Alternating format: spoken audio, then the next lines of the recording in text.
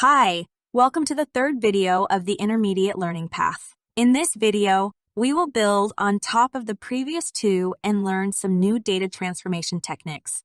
Let's begin by fetching the Brazilian exports and import data again and creating a chart with it.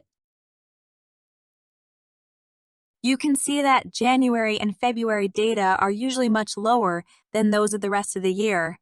This pattern is called seasonality. If you try, for example, to compare December data with January data, you may be misled to think that the exports are falling when the contraction is explained by seasonality. You can remove that data using a process called seasonal adjustment. We have implemented a quick way to perform this adjustment to the data using the popular X13 algorithm of the United States Census Bureau. In order to do that, add the Apply Transform step and select Seasonal Adjustment. You need to have at least 2 years of data for this adjustment to work and make sure that there is no missing data.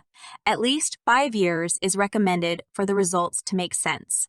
We will choose Seasonal Adjustment and run the process. Let's create a chart to see how it looks.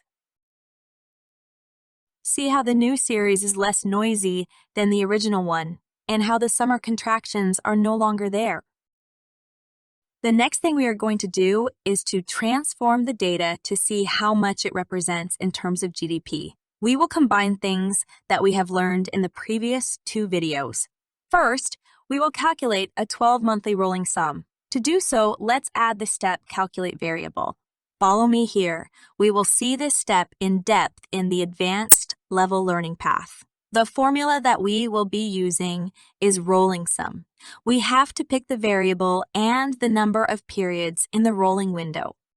Let's select Exports and 12 months. Now we have the running sum. Let's change the unit to share of GDP. To do that, let's add a change unit step, select the transformation share of US dollar GDP, and pick Brazil as the country. With this done, let's create a chart to see how it looks.